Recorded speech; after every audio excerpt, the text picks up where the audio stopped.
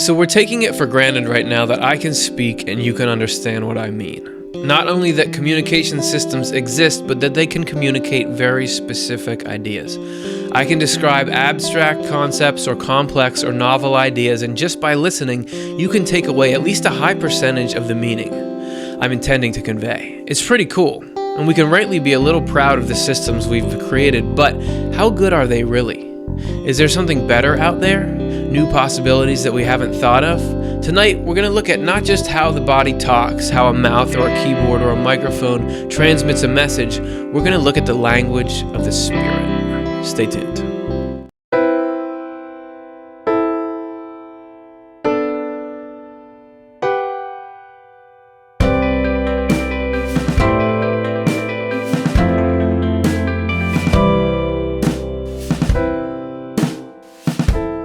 All right, everybody, it's that time again. Welcome back to another episode of Swedenborg in Life. My name is Curtis Childs, and I'm with the Swedenborg Foundation. I'm going to be hosting the show and hopefully moving it forward as necessary. If you want to be part of the program, we run a live question and answer at the end, or just question and talk about it, since I often don't get around to answers, but I do my best. And so you can offer thoughts too. Here, I want to hear comments. Obviously, I'm going to put forward a worldview based on Swedenborg and other kind of reasonable things, but what do you have to add to it? Jump in, you can be a part of it. So that's going to be fun. And today we're going to talk about how spirits talk. And where I was sort of trying to think of what to call this episode was going to be called How Spirits Communicate, but it's not necessarily focusing on, a lot of people when they hear something like that would think of communication across the veil, or how do you have communication from people's spirits to us here who are inhabiting bodies, according to the theory. But it's really more about how spirits talk to each other, which it would be how they communicate with us as well, but there's a whole language to learn there. Who knows, that may lead to people picking up messages or signals or what have you. I love that, what have you, that phrase. But you got to know the underlying sort of structure. And Swedenborg had a lot to say in his experiences. He got to see a lot of different modes of communication and experience them, and we're going to try to look at them and see how they apply and what they teach us. That's what we always do. So we're going to do it in sections, and let's start by laying the foundation, talking broadly about the nature of spiritual language.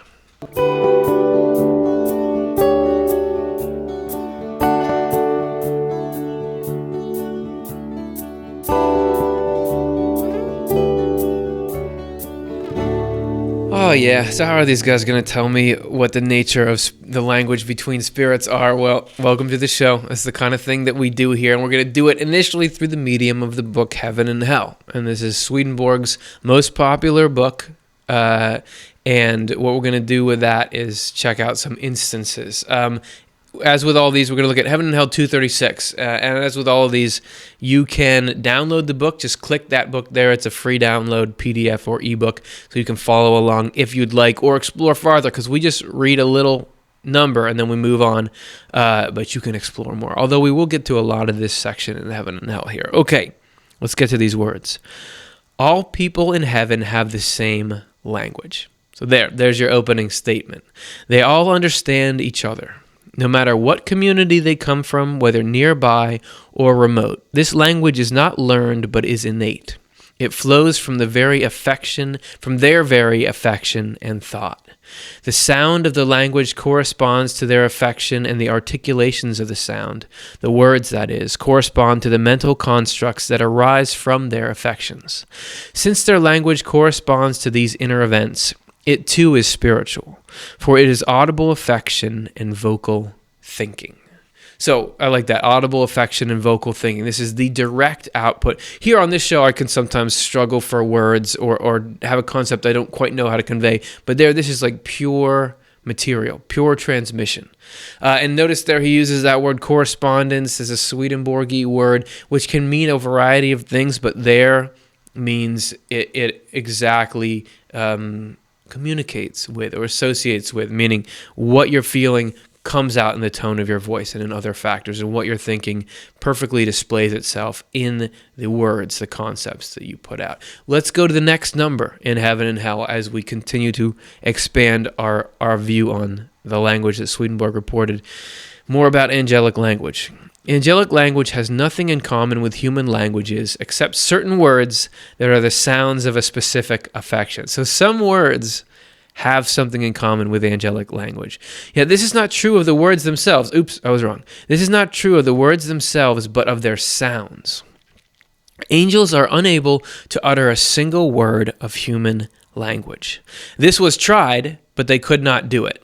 That you might not notice this just kind of skimming over, but that means he saw angels trying to say, okay, I'm going to try to say butter or something like that. They couldn't do it because they can utter nothing except what is in entire agreement with their affections. I have been told that the first language of men on our earth was in agreement with angelic language because they had it from heaven, and that the Hebrew language agrees with it in some respects. So a lot of little fascinating factoids in there, but two that if I was you watching, I might say, wait, what about are these? First of all, angels talk to people. Meaning, if you go check out near-death experiences or just everybody's reports of, I saw an angel, people get talked to by angels all the time. So Swedenborg is saying angels don't talk. So how do you reconcile those two? We're going to do it, but you're going to have to be patient because we're not going to do it till this section here. So can you hang on? It's not going to be that long. It'll seem like no time at all with how interesting this stuff is going to be that we're going to talk about. So there's one. The other is Hebrew is partially angelic.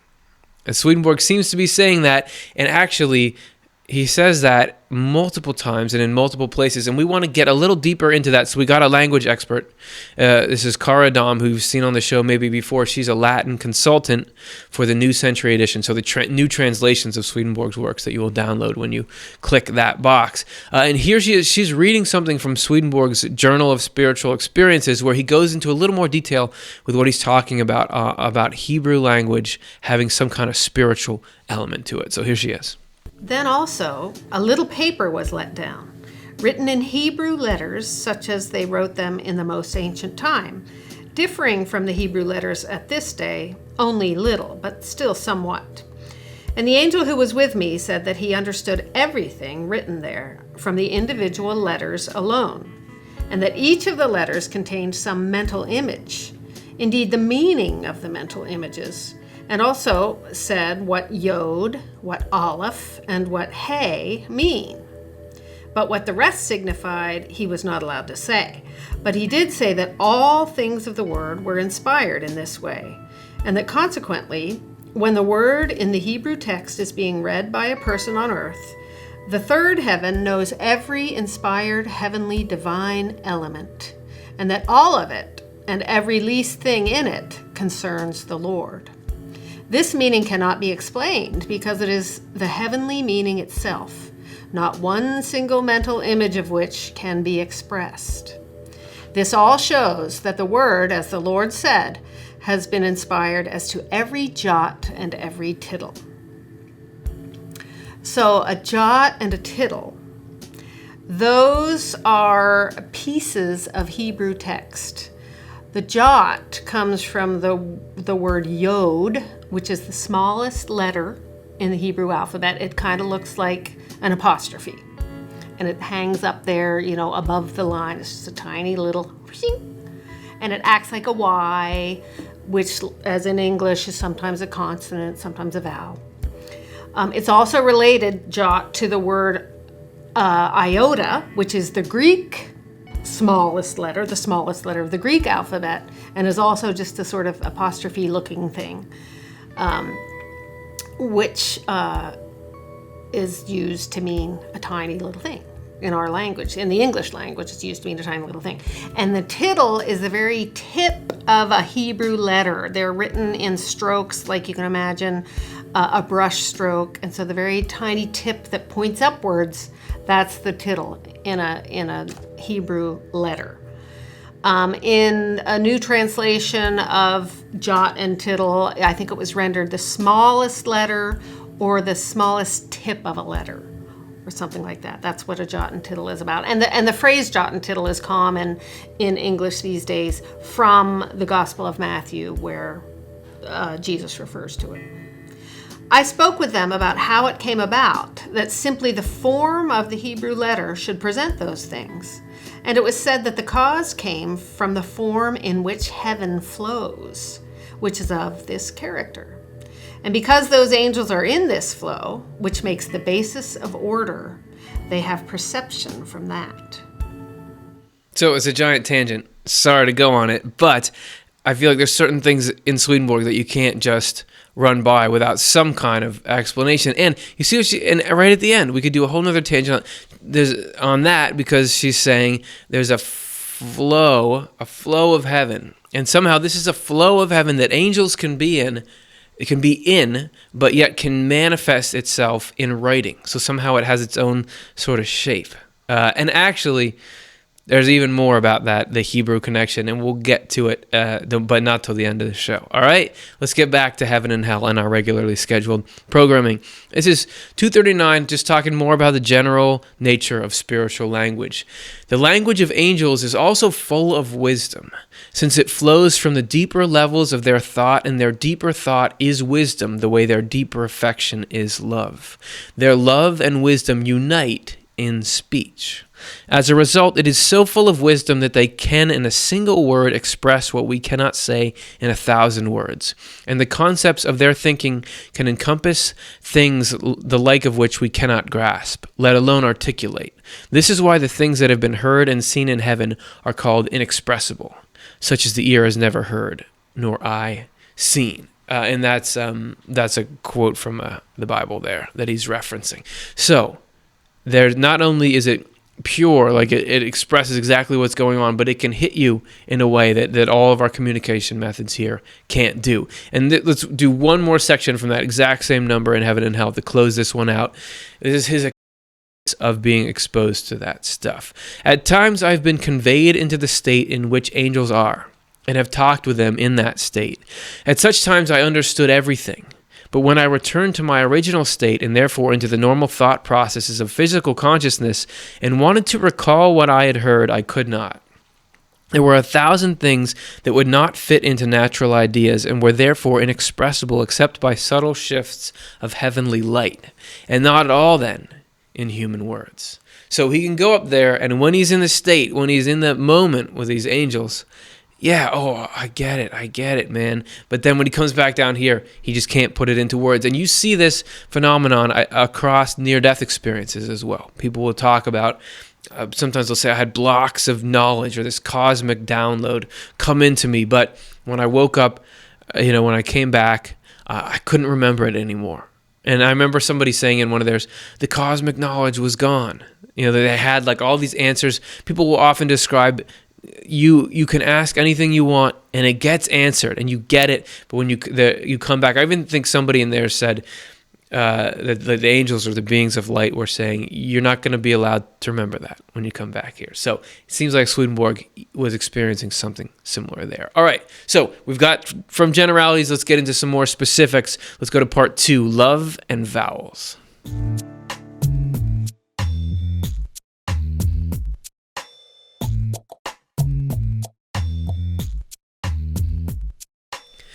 All right, so let's begin this segment here with the power of language to move somebody. And there's a little anecdote that a little story Swedenborg tells here. Again, can you tell we're working our way through heaven and hell? So he obviously considered language interesting enough to put sort of in his overview of the whole thing, which was this book, Heaven and Hell. Since angels' language corresponds to the affection of their love, and since heaven's love is love for the Lord and love for our neighbor, we can see how elegant and delightful their conversation is. It affects not only the ears, but also the deeper levels of the minds of those who hear it. There was one particular hard-hearted spirit with whom an angel talked, and eventually he was so moved by what the angel was saying that he burst into tears, saying that he couldn't help it. Love was talking, and he had never cried before. So there you have the power of the language of angels. And you see, he says that it's a direct expression of what's going on, and there's all this love in the heart that comes out like purely in a way that you can tell this is what's going on. And he said he was hard-hearted, as Swedenborg described. He's got some kind of tough exterior or is shut down in some way, but he just couldn't help it. He's like, this was so beautiful. Love was talking to me. I couldn't help it. So that the conversation can reach that. And we may see shades of it here on earth. Like sometimes we say things that are really, this is love talking, but there I think it goes to another level. So there's one part. Now let's take a look at sort of visual speech and the use of vowels. And which vowels do angels like best? Okay, this is Heaven and Hell 240. When the details of angels' thought and the consequent details of their language are presented in visual form, which Swedenborg says can happen all the time in the spiritual world. Thought can be seen. What do they look like though? They look like a subtle wave or flowing atmosphere in which there are countless elements in their own pattern, elements of their wisdom that enter into thought at a higher level and stir the affections. The speech of heavenly angels is like a gentle stream, soft and virtually unbroken, while the speech of spiritual angels is a little more resonant and crisp. Then, too, the vowels U and O. So this is, Swedenborg gets so specific about this kind of stuff. That's part of what's fascinating about him. Then, too, the vowels U and O tend to predominate in the speech of heavenly angels being the most interior or the deepest, most loving angels. While in the speech of spiritual angels, it is the vowels E and I. The vowels stand for the sound, and in the sound there is the affection. So even different vowel sounds carry different kinds of affection. Further still, the language of heavenly angels lacks any hard consonants and rarely puts two consonants together without inserting a word that begins with a vowel. Since affections are expressed primarily through sounds, words that use U and O are well loved in human language to express great matters like heaven and God. Musical sounds tend in this direction as they rise, when they are dealing with such matters, but not when they are dealing with lesser things. This is why the art of music is so adept at expressing various kinds of affection. And I think it's interesting that he says U and O. I mean, these are like the celestial vowels, so we use those to talk about heaven and God, except heaven doesn't have those in English. So could it be that English is not that tuned in? I mean, a lot of people have critiques of it, but maybe it's a little farther from source or something like that. I don't know. It works for me though. All right. So there's specifics on vowels. The language can move to tears. There's also the ways that language is packaged. And I want to look a little bit at parables or metaphors.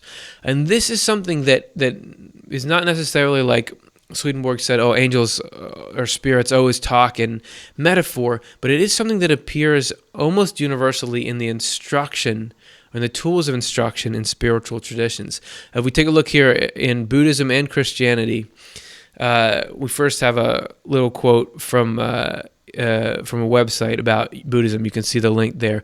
Buddhism has always been fond of parables, and many of these parables were used by the Buddha himself. He taught by parables, for men of good understanding will readily enough catch the meaning of what is taught under the shape of a parable. Let us read this simple and yet moving stories with the eyes of a child and the mind of a beginner, for they are the pointing fingers to the gateway of spirituality. So not just that, hey, parables are useful, but these are important. And then from the Gospel of Mark in the New Testament, and with many such parables, Jesus spoke the word to them as they were able to hear it. But without a parable, he did not speak to them. And when they were alone, he explained all things to his disciples. And Swedenborg takes this even farther to say that the entire Bible, the entire Old and New Testament is written in this symbolic language. That statement, he didn't speak without a parable, applies to everything, And if you want to dig into that for 2 hours straight, check out these two episodes here, the meaning of Adam and Eve, what the 7 days of creation mean, because that's where we got just deeply into these small stories. And that parable, that Swedenborg says that the parable, the style of parable that the Old and New Testaments are written in is a physical, an earthly container for spiritual things. That I keep saying physical, that's not quite the right word. The earthly stories, the stories we read that have names of people and cities and places and that kind of stuff in them, that's a container, and through the language of symbolism is holding the spiritual meaning inside it. And that's part of the way that the two, that sort of the heavenly and earthly meaning, can come together, and that we can learn one from the other. So check those episodes out, but not right now, because you got to stick with us, because we're going to take a look now at pictures and gestures.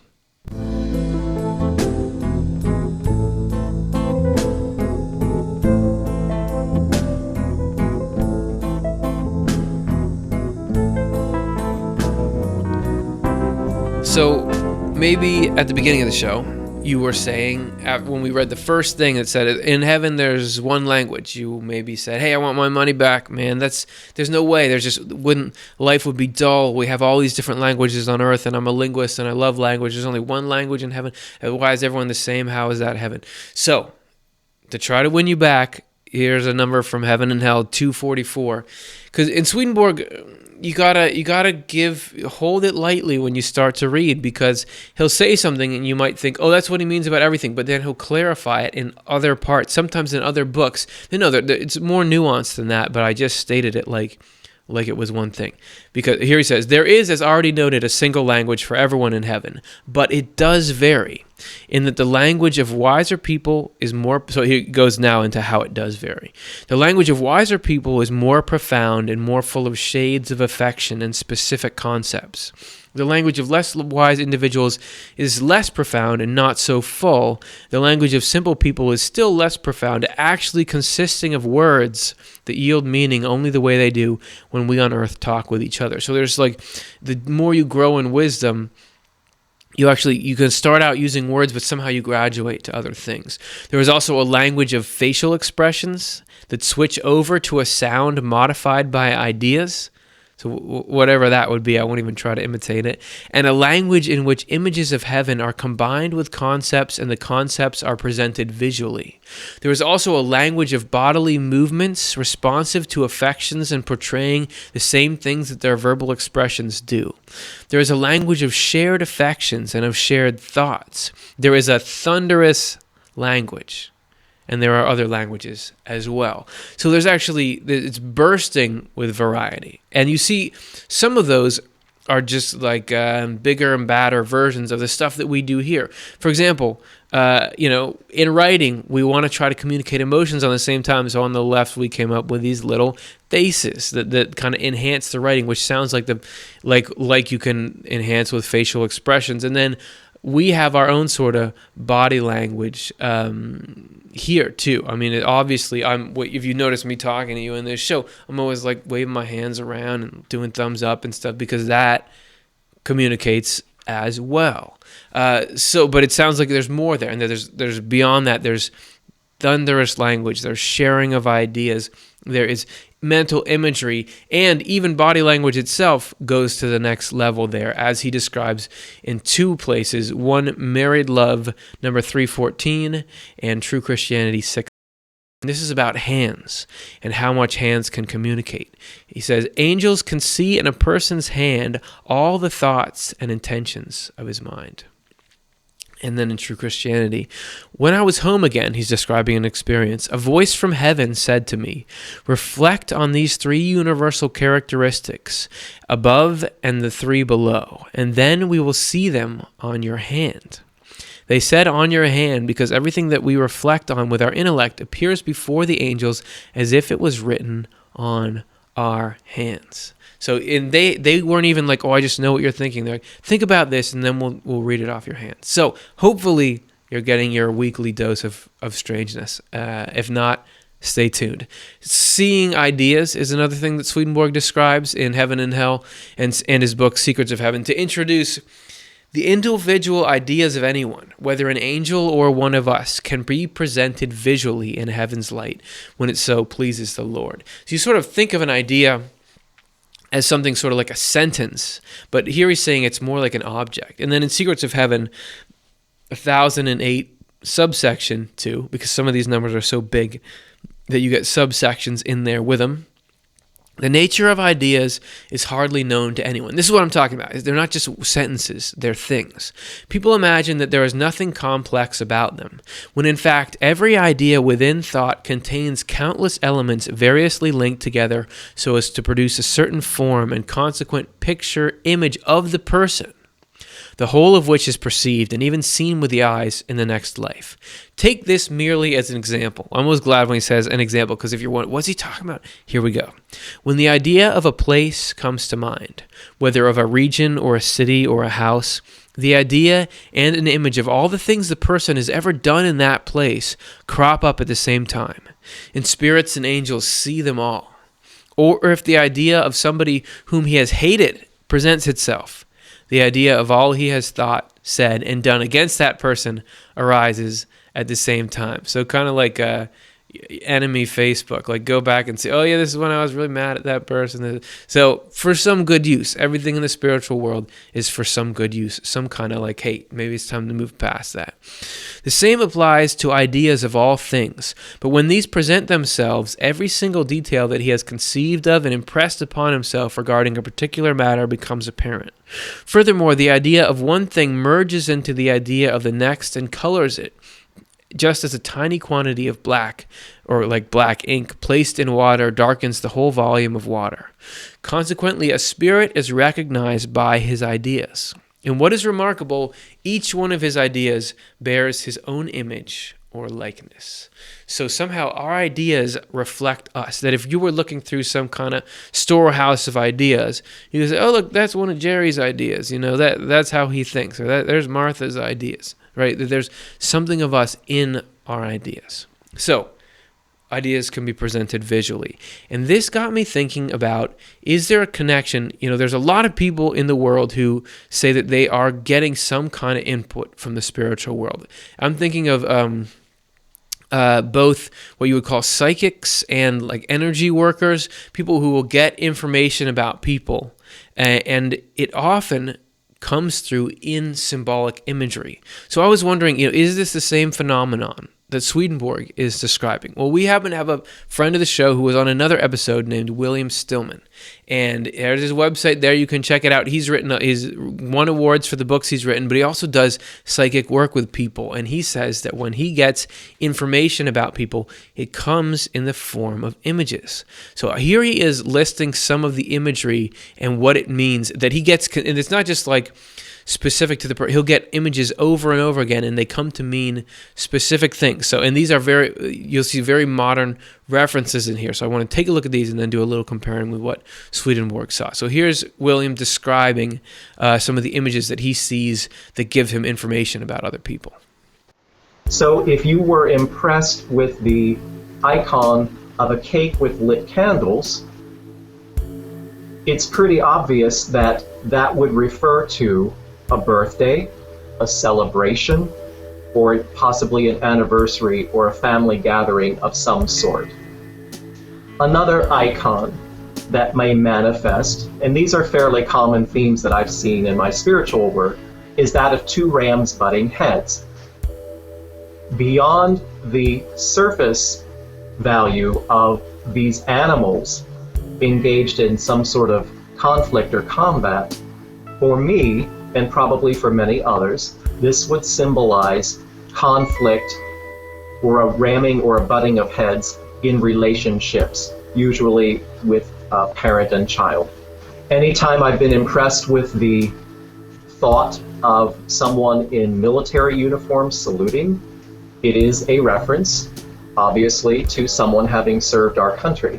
Anytime I have seen a car tire spinning in mud and stuck in mud, it means that someone is feeling challenged to move forward in their life around employment, relationships, or in general just happiness. Anytime I've been shown a ship, it pertains to someone preparing to take a trip or planning to take a trip. This is one for the old timers, and a lot of younger people may not recognize this person. This is Howdy Doody from the very popular 1950s television program. Howdy Doody was a marionette who was extraordinarily popular with young kids. And anytime I've been shown Howdy Doody, I associate that or correctly interpret that with someone who has had a relatively happy and carefree childhood. Anytime I see a swollen ankle, that's a symbol to interpret that someone may be dealing with diabetes. Milton Berle is another comedian from a certain era that some of our younger viewers may or may not be familiar with, but anytime I'm shown Milton Berle, it means that someone wishes to be remembered for happy times or sharing a good laugh together. Another Hollywood celebrity, Frank Sinatra. This one comes up often in my spiritual work, in that I hear Frank Sinatra actually singing, "I Did It My Way," and I've been able to correctly interpret that correspondence as meaning that someone was very stubborn, very strong-willed, and they absolutely did things their way. Anytime I'm shown a stove with one burner still on that's been left unattended, that is my symbol for a correspondence for someone who may have Alzheimer's or dementia. Anytime I'm shown a basketball scoreboard that is racking up points or accruing points, that is a most important and a really gracious correspondence that I've learned to correctly interpret as someone who is taking effort and investing time and energy into transforming their life, rising above their circumstances and becoming an improved version of their old self, such that they are literally racking up spiritual points while they are still here in human form. So I want to take a look at that because two reasons. One is to think about spiritual things in the modern world. Because reading Swedenborg, he wrote a couple hundred years ago, you could think, oh yeah, things from the past have spiritual meaning, or things from nature have spiritual meaning. But here he is describing pop culture stuff, modern technology, ovens, basketball scoreboards, and that these things can be symbolic and have meaning. You know, this stuff, because this is the stuff in people's minds. So it's interesting to me, take from it what you want. But are we seeing, is that a modern example of what Swedenborg is describing in the 18th century here? If you take a look at Spiritual Experiences 688, he's describing something that seems to have a similar vibe. About horses that were seen. Many times I've seen horses, as well as horse-drawn carriages, and in fact, various colors and various sizes. So he was seeing these, but he didn't know what they meant. I have learned today that these stand for human learning. And so he's seeing these things in spirit. In the good sense, intelligence, but in the bad sense, that learning which distorts true intelligence. And once earlier, I learned that one can also tell from the horse's position what it stands for. When the rear end... of the horse is turned toward the face, then it symbolizes a distorted order and a distorted belief brought on by learning. That is, when as a result of learning, people have become insane or entirely stupid in spiritual matters, believing in nothing but what is earthly and worldly, and that they will die, having no life remaining after their death. In this case, their knowledge suffocates all understanding and belief regarding spiritual life. To such as these, the rear end of the horse is turned. Indeed, they are cast into the horse, although unwillingly. They are thrust inside to their great distress and shame. And I wasn't laughing at their great distress and shame, but just that's so weird. We just left that last sentence on because it's in there. But so he's saying that, and this is an appearance as well. It's some kind of process. But horses, which direction they're facing, and you can get put into one if that's like where your mind is drawing you. So that, but he's saying here's a horse, which direction it's facing matters. Is that like William Stillman saying, if there's a basketball scoreboard racking up points, that's what it means? Is heaven talking to a lot of people through this language? All right, we're going to move on. I want to say, Sarah, thanks for watching. It's like 2:30 in the morning your time. Appreciate it. Hopefully it was worth it. Otherwise, next Monday you'll know to get some sleep. All right. Thanks everyone else who's watching, whatever time it is, wherever you are. Let's move to section 4, letters and numbers.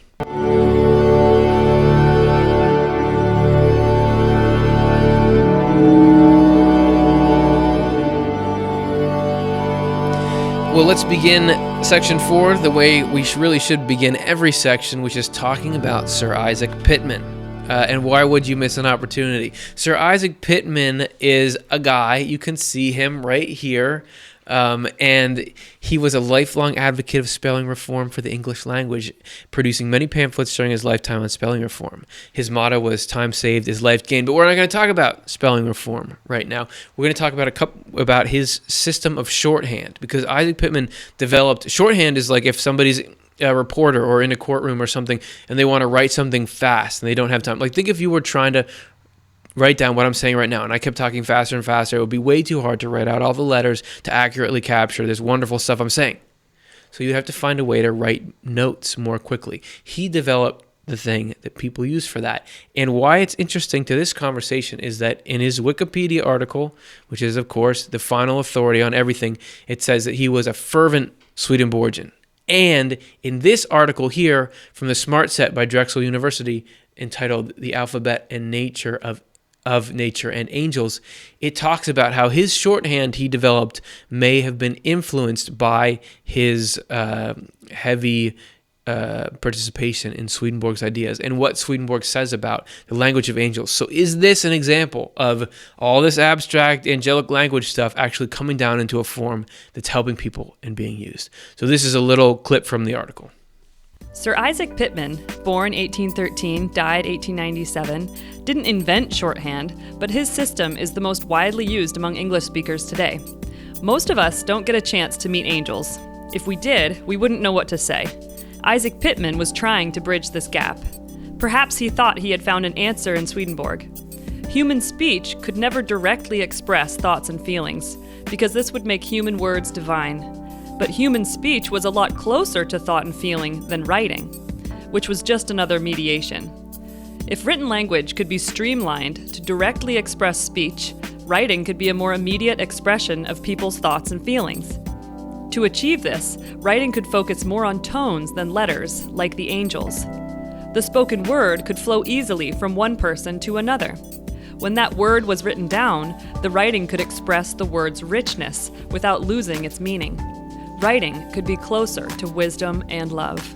So that's just a little excerpt of a much longer, very cool article. I recommend you go and check it out. But that shorthand, and we have a picture of it here, like that 1980s. So that is what he developed, and it was influenced most likely by Swedenborg's description of angels and how they talk. And you can see it. It's like these little curvy symbols that are, I read the whole thing. It's meant to like follow the sound of speech rather than reconstruct it afterwards out of letters. So notice the curves, and then let's take a look here at Heaven and Hell, number 260. In the inmost heavens, the writing consists of various curving and bending forms, and these curves and bends are in keeping with the form of heaven. Through them, angels express the treasures of their wisdom, including many things that they cannot say in words. Believe it or not, so I didn't even notice that before in rehearsal, that there's things angels can't even say in words, they can just write. Believe it or not, the angels know this writing without practice or teachers. They are inwardly gifted with it as they are with the language itself. So this writing is heavenly writing. So again, this direct expression. The reason they are inwardly gifted with it is that all the outreach of angels' thoughts and affections, and therefore for all communication of their intelligence and wisdom, takes place in keeping with heaven's form. This is why their writing flows into that same form. I've been told that before letters were invented, the earliest humans on our planet had this kind of writing, and that it was transferred into the Hebrew letters, which in early times were all curved, with none marked off by straight lines, the way they are now. This is why there are divine things and treasures of heaven in the words, even in its jots and points and little horns. So there's further on this, the mystery of the spirituality of Hebrew, that initially, and we did a show about this, the spiritual history of the human race. Initially, there was this full connection with heaven, and we even got our writing through it, that it was just all, it was open, there, what was theirs was ours, and we had our first language from that, but that Hebrew pulled from that language, and that in its initial form was closer to that language than our modern languages are now. And it makes you want to take a look at ancient languages. Here we have a few of them, and you just, how different they are from what we have now. And is there something heavenly in those. I know Swedenborg talks a lot about Egyptian hieroglyphics on the left, and how those were correspondences themselves, that they came from that same sort of root. So just something cool, and that the study of ancient languages and archaeology can be the study of the spirituality of the early human race, and maybe there's something we can learn from it, All right, so let's not get out of here without paying a few respects, paying our dues to mathematics. Yep, we're going to do it. Swedenborg doesn't leave that out, that actually can be a very powerful and, believe it or not, emotional tool of writing, and here he talks about it. I have also seen written materials in heaven comprising nothing but numbers arranged in a pattern and series, just like the writing of letters and words. And I have been told that these writings come from the inmost heaven, whose heavenly writing comes out as numbers for angels in the lower heavens, when thought from the higher heavens flows down. I have also been told that this numerical writing enfolds mysteries, some of which cannot be grasped by thought or expressed in words. All numbers do in fact correspond and have meaning depending on their correspondence, just as words do, but with the difference that numbers represent general entities and words specific ones. Since one general entity involved countless specific ones, numeric writing enfolds more mysteries than alphabetic writing does. In this kind of writing in heaven, the number on which the following numbers depend in sequence is always put first, as though it set their theme, for this number is a kind of title on the matter under consideration. And the numbers, title of the matter under consideration, and the numbers that follow serve to delimit the matter more specifically. So not just numbers communicating equations, but communicating concepts that we would write in letters, and that somehow, but when the highest, the deepest, the wisest angels talk, lower down, it comes out as numbers. And you hear that math is the universal language, so there's something to that too. And I'd love to do a show entirely about mathematics sometime. So that's on the way. For now, let's all of us move on to part 5.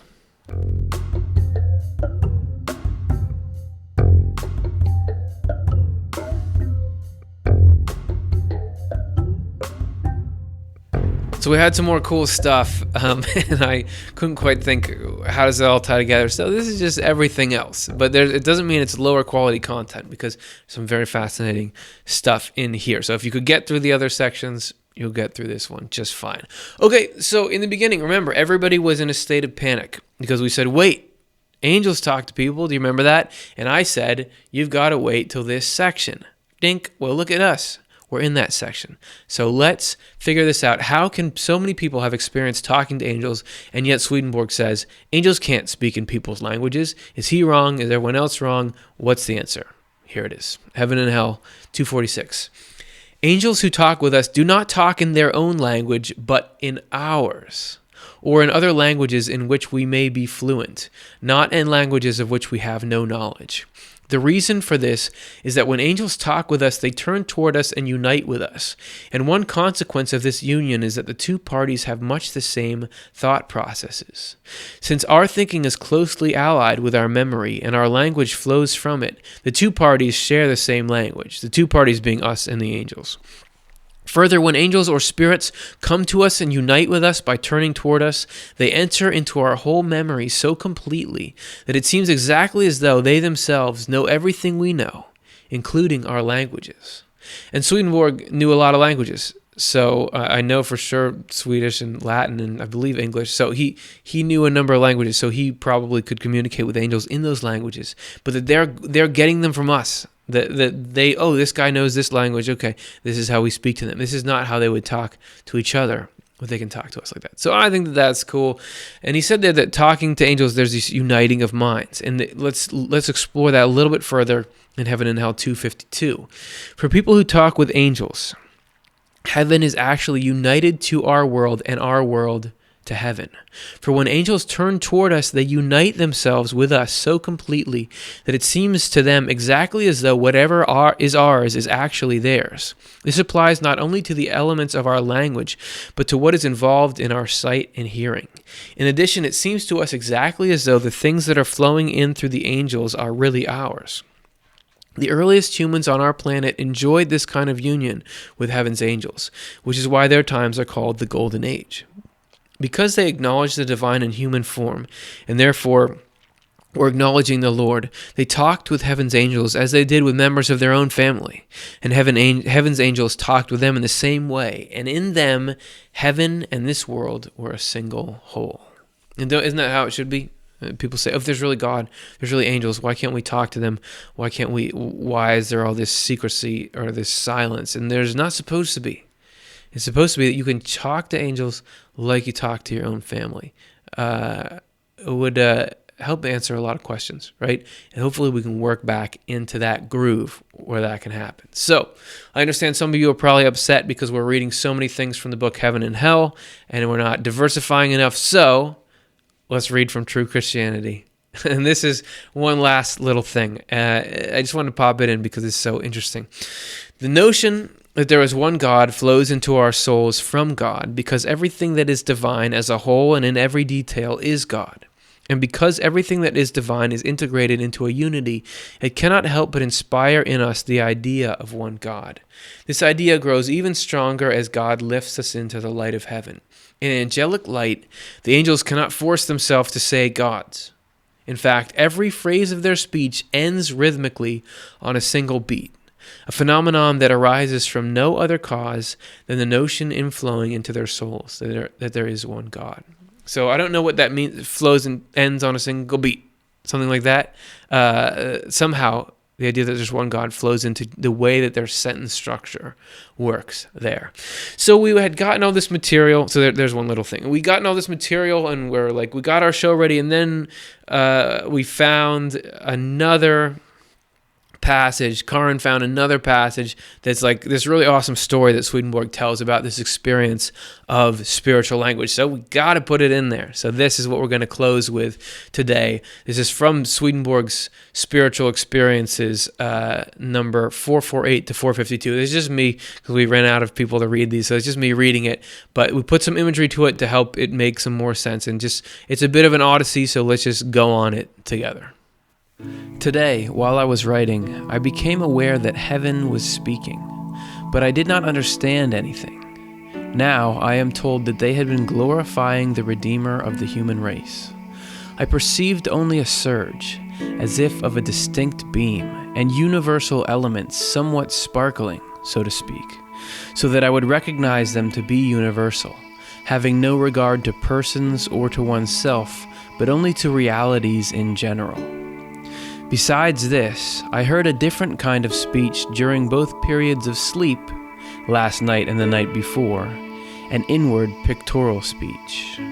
It was amazing, beyond the imagination of any person on earth. In sleep or in a sleeping state, not quite, yet almost awake, I was able to grasp what it meant. But since I awakened, I have not been able to express it, no matter how hard I try. Today, while awake, I also learned how these matters stand. As for the pictorial speech of the angels, anything whatever that is encountered is taken as an object, whether it be an affection or an insight or anything of that order, and by means of these, delicate displays are created. So the objects are realities apart from objects of the senses, such as an affection, an insight, a color. These objects then arrange themselves according to the subjects being thought about. It is due to this, then, that the heavens have communication with mankind. As for the other kind of speech, it is a cosmic thinking in realities withdrawn from objects of the senses, apart from persons, which cannot easily be described. There is yet another, truly angelic speech, which did not come to my perception except as something general from the conversation, and from the feelings it produced. So there you have it, and now we're going to go to our questions. But before we do, can you do me a favor, please? If you're enjoying the program, please click like. It matters. It's not just a vanity thing. It helps YouTube rank it higher, so more people will come and see it and hopefully get plugged into something that's helpful for them. Please like, and for the same reasons, please subscribe. If you haven't already, you'll get our videos when they come out. And also, again, it makes us appear more SEO-y. You know, that YouTube is going to put us out there. And some people might not want to see us there. That's fine. But some people find this stuff and they think, this is really something I like having in my life. So you can help pass that along just by subscribing. And then you'll see when we put out new videos too. We'd appreciate it. All right. let's take your live questions. Get them in now. We'll be back in 15 seconds.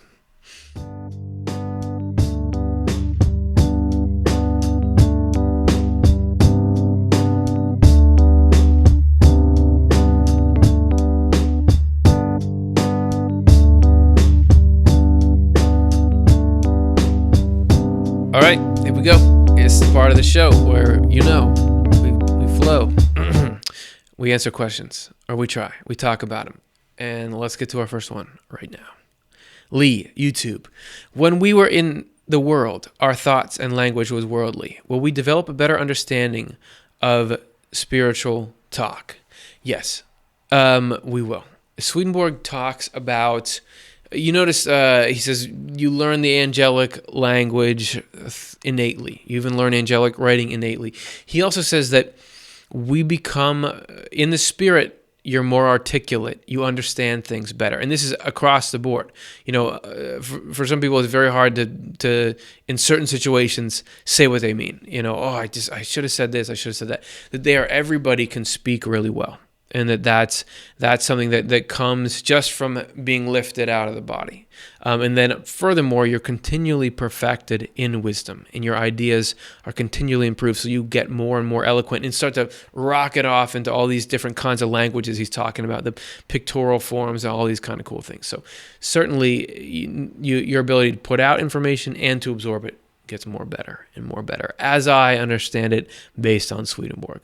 All right, thanks. Next one is from Guy, YouTube.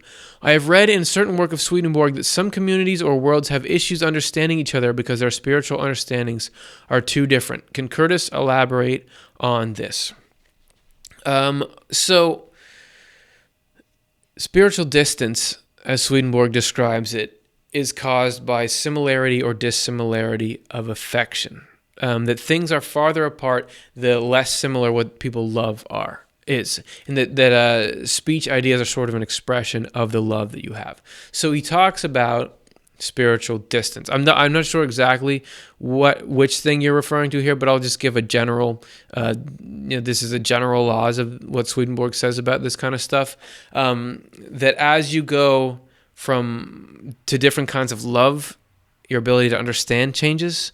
He talks about like a piece of paper that started up in the highest heavens and had the marriage of goodness and truth written on it. And as it passed down into lower heavens, it got more obscure until finally it was down in the world of spirits and into the hells.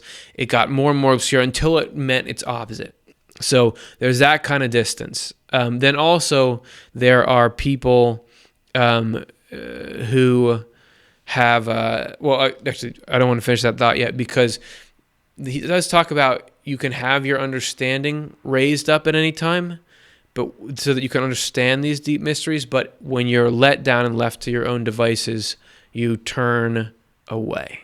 You forget because the will can't, there's two parts of us, the will and the understanding.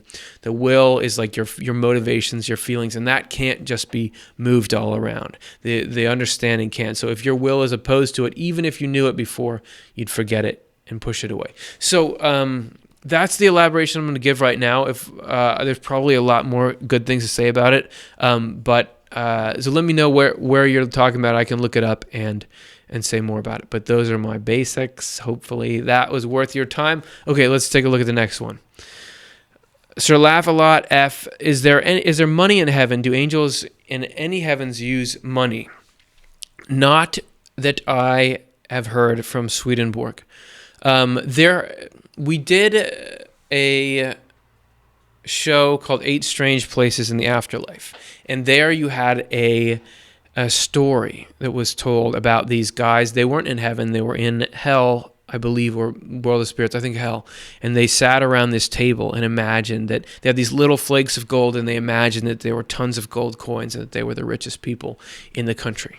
So there you have some kind of money, but that's not in the heaven side of things, and it's really more of a fantasy about wealth. In heaven, as Swedenborg describes, the major necessities, nourishment, housing, those kinds of things are given people.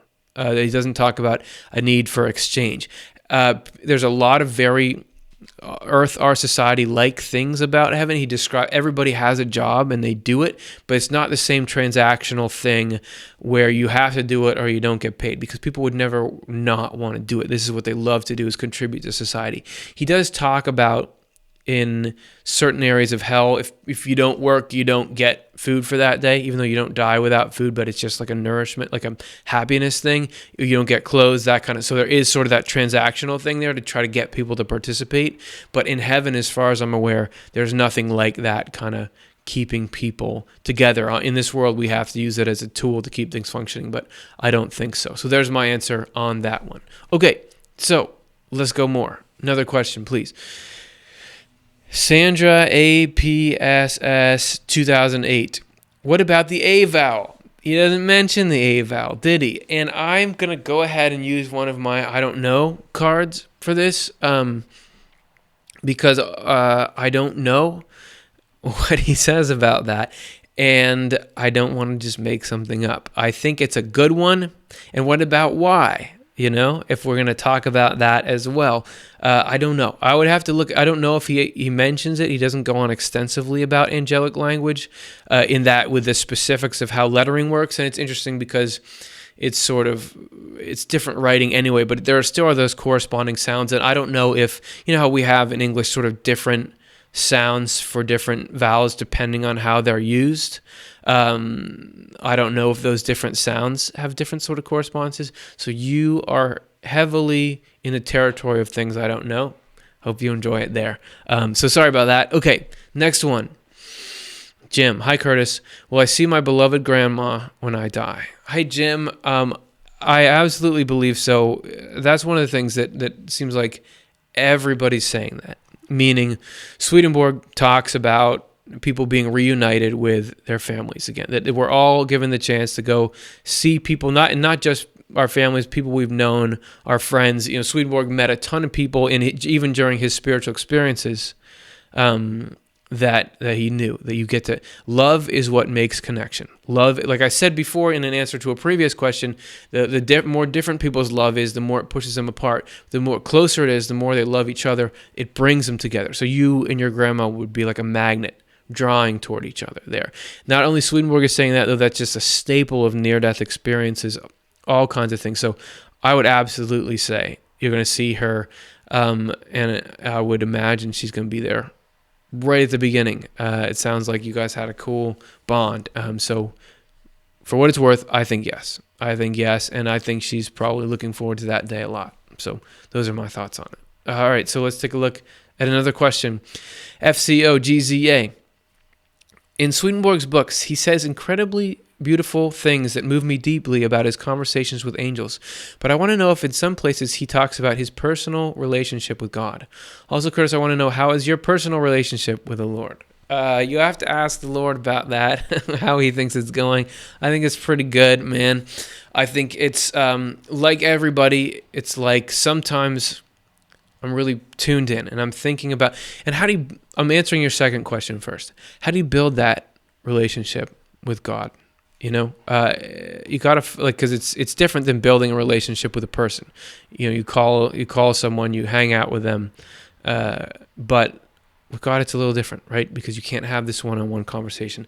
I feel the most plugged in when when I'm shaping my worldview based on what I consider to be the spiritual truth. That Swedenborg says truth, or God is love and wisdom, or goodness and truth, and that the more that we incorporate that, live lovingly, the more we plug in. You know, I do think about God. I do talk to God. I don't ever get the response I'm looking for, but I do it. And I really like learning the things that Swedenborg says are of God. So I think it's pretty good. But then again, you know, God might be like, oh man, he never does this, he never calls. I don't know. You're going to have to ask him about it. As far as Swedenborg's personal relationship with God, you're going to find, I think, more material on that in his Journal of Dreams, and in his Journal of Spiritual Experiences. But really, the Journal of Dreams is where you hear him like really emotionally talking about that he was on this journey to realize his dependence on God. And obviously he has, God is the center of everything for him, and that God is the everything behind everything, and that he was knowing that, hey, everything good I do comes from God. So if you're looking for more, check out his Journal of Dreams. I think that's where it is at its most raw. So it's a great question. Thanks very much, and hopefully that was helpful. Next, Rocky Soul. When Swedenborg talks with spirits and angels, he seems like he is always the smartest person in the room. Are there writings where his thought are proven wrong by an angel or spirit? Yes. Well, that's a great point, because he does sometimes. Swedenborg comes in and he is telling angels what's up. It does happen sometimes, but there certainly is the reverse, where he says something. And I remember there's a story even in the book Married Love, where he is talking to some wise male angel, and the male angel is talking about his wife, and Swedenborg says, well, what does your wife have to do with your wisdom? And the angel starts to laugh at him and even calls his friends over, like, this guy doesn't know what. So they're not that mean about it, but that certainly does happen. And bear in mind that Swedenborg describes levels of heaven, that there are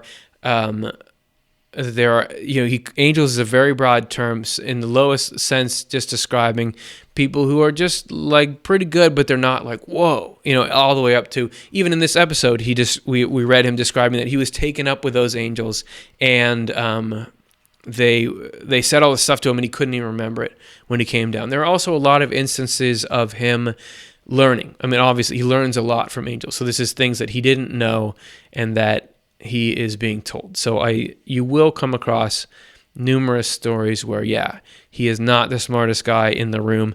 And you'll also see it especially in his Journal of Dreams. He's like, I don't know anything. And then in spiritual experiences, he'll talk about where he was wrong and those kinds of things. So, but it also is interesting that sometimes there are angels and Swedenborg seems to be correcting them. I know other times he'll be meditating. It's I was meditating on the so-and-so, and the angels came and said, do you want to learn more about so-and-so? And he's like, yeah, I do want to learn. So he's not the smartest guy in the universe, even if sometimes he knows enough to be the top in the room at the time. So there's my answer to that.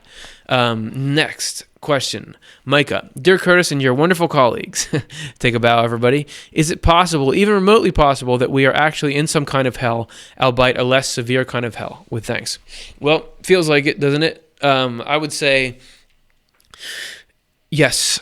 And this is what I mean by that. According to Swedenborg, the mind is connected to both heaven and hell.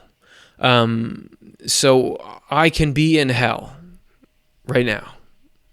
It depends on what you're thinking, how you're feeling, but the spirit actually moves. So your experience, even though you're in the physical world, you're in hell as to the spirit. And sometimes you're getting let down into a place where you're learning. Sometimes you've embraced hell, like the love of harming other people full on, so that you don't even get communication with heaven. You're so entrenched in hell. However, I don't know if this planet that we're on, a lot of people are finding heaven. You see a lot of both in this world. Swedenborg describes it as this is sort of like the edge of the beach, or the meeting point between heaven and hell.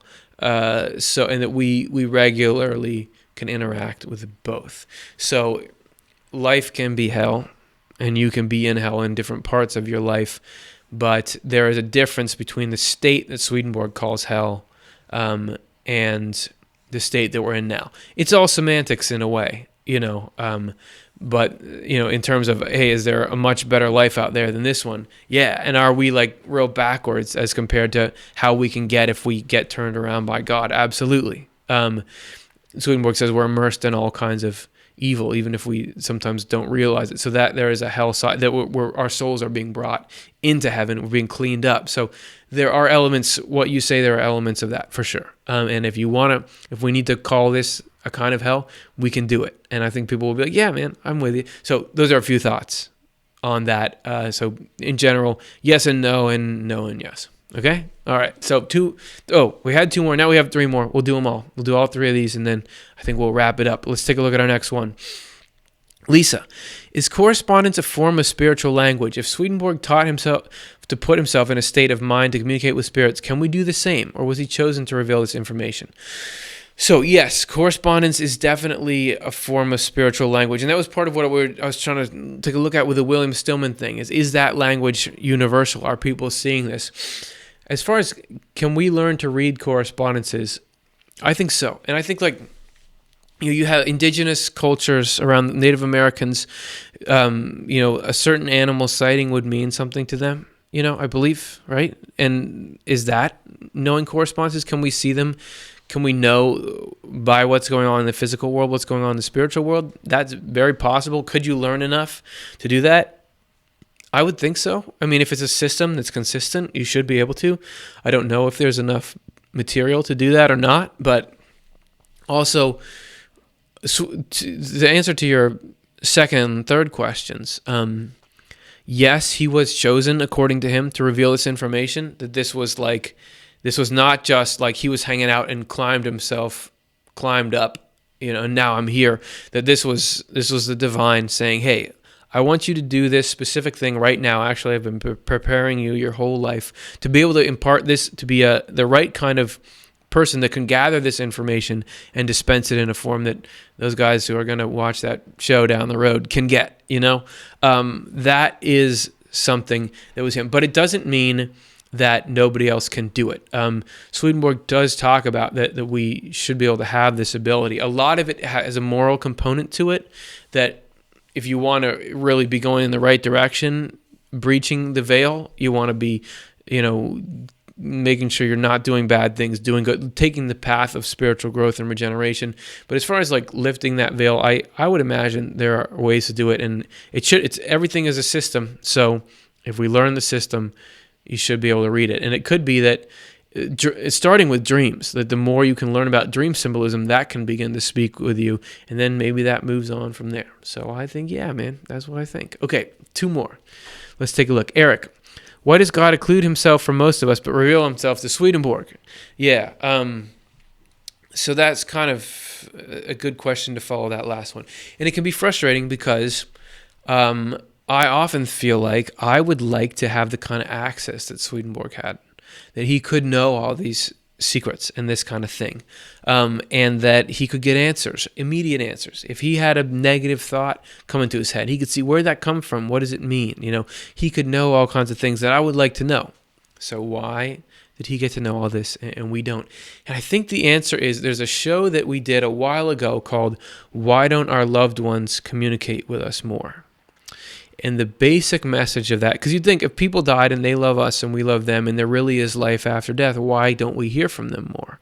Or why do some people hear from them and other people don't? The basic message of that show was that it's complicated. It's not just like, do they want to, do they not want to? The example I always give is this show right now. The only reason you guys can see me and hear me is because of this incredibly complicated technology that's making this happen. You just think about the level of sophistication of the technology that makes this possible. You had to use the system, and that even spiritual things, there's a similar system that for that communication to happen, our minds have to be in the exact right form. We have to have the right beliefs and knowledges and structures, and that it's not just like, oh, you can just do it because there could be harm done. It might that actually the processes, it would interrupt the processes that are going on here, that the stuff going on here is very important. The development that we're doing here in our ignorant state is very important, and that this might disrupt that, or that there are things blocking. We talked in the other one about people spreading stuff around their minds that keeps God from coming in.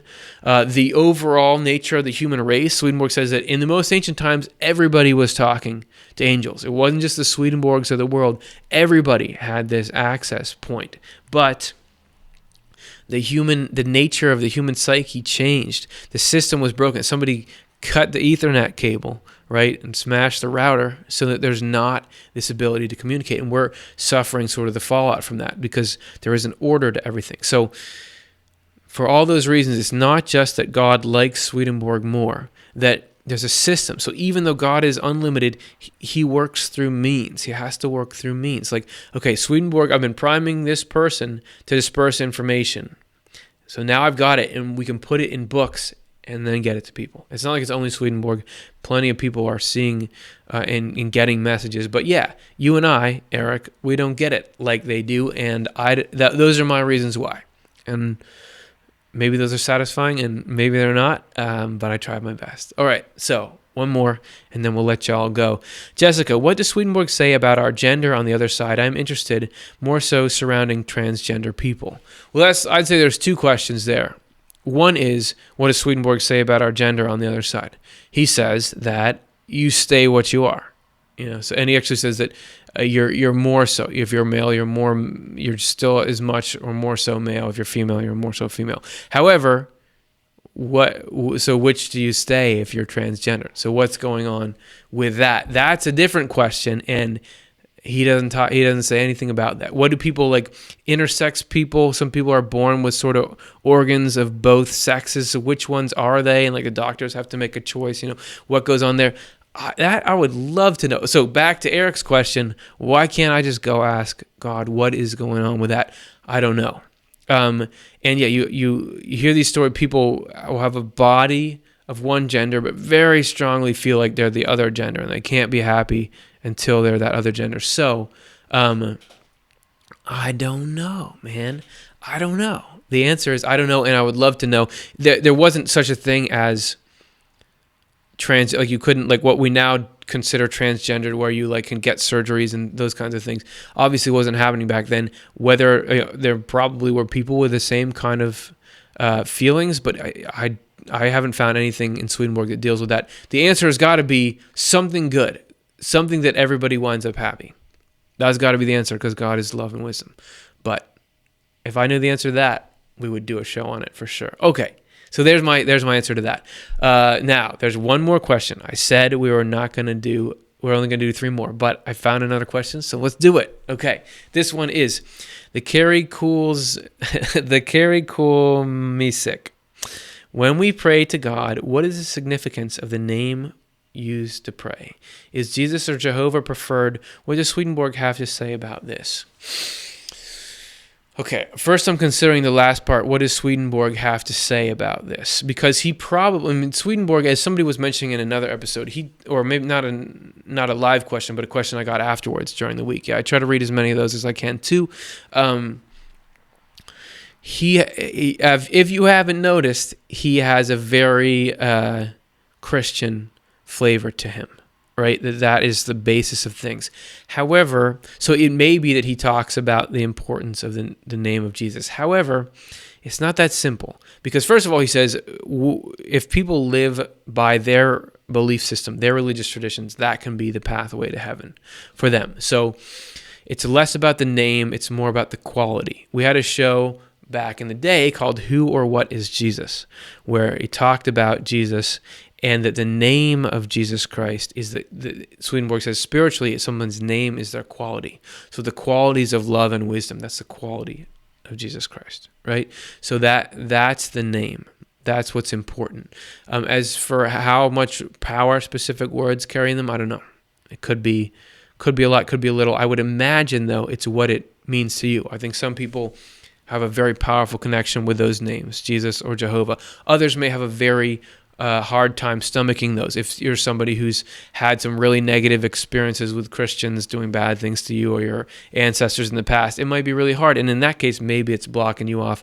I'd say go where the heart is. However, all this Jesus talk has got me thinking about our next episode, which is called The Spiritual Battles of Jesus Christ. So I'd love for you guys to tune into that. We're going to actually delve deeper into the Jesus phenomenon and what Swedenborg had to say about it. So that's going to be cool, and get into this idea that he was actually, Jesus Christ was experiencing spiritual warfare in the mind his entire life. What that means for us and for the human race, and why Jesus, all those kinds of things answered then. Hey, if you want that episode to happen, could you make a donation? Just kidding. Well, we're going to do it either way. But if you want to support the show, click this thing right here. It's a donate button. We have a 5-to-1 matching right now, so your donation will get matched by 5 by a grant that we got. So we'll get a lot, even if you just give a little. You can click here. You can look in the description. You can hover over. There's a little eye up in the corner. You click that. You can donate. You go on our main page. There's a donate button.